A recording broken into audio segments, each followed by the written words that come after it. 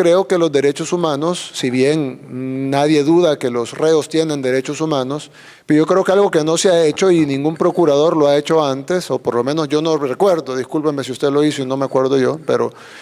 no han defendido los derechos humanos de la gente honrada. Generalmente defienden como que todo el enfoque de derechos humanos internacional o de las ONGs incluso esté enfocado en los derechos de los delincuentes, que tienen derechos. Nadie dice que los delincuentes no tienen derechos, pero ¿por qué el enfoque es siempre en los derechos de los delincuentes? Y la gran mayoría de la gente honrada, nadie le importan sus derechos. En este país pasamos 30 años siendo acribillados, asesinados, renteados, violados, extorsionados, amenazados,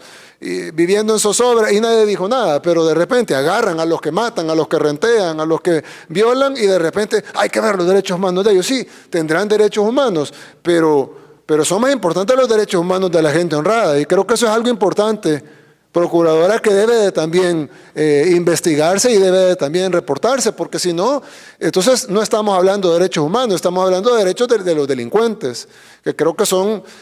dos cosas distintas. Derechos humanos son todos, y los derechos y las personas que no tienen sus derechos restringidos son las personas honradas, porque los otros tienen derechos humanos, pero tienen derechos restringidos. Por ejemplo, no tienen derecho al voto, no tienen derecho a la actividad económica, no tienen derecho a la libertad.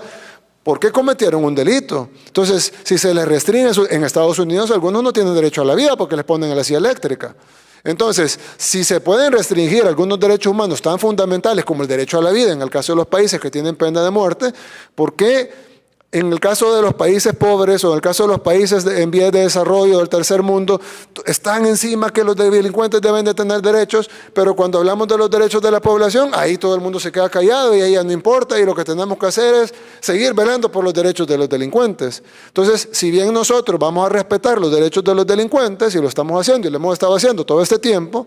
pero nuestra prioridad va a ser los derechos de la población honrada, que son los que no tienen sus derechos restringidos porque no cometieron delito.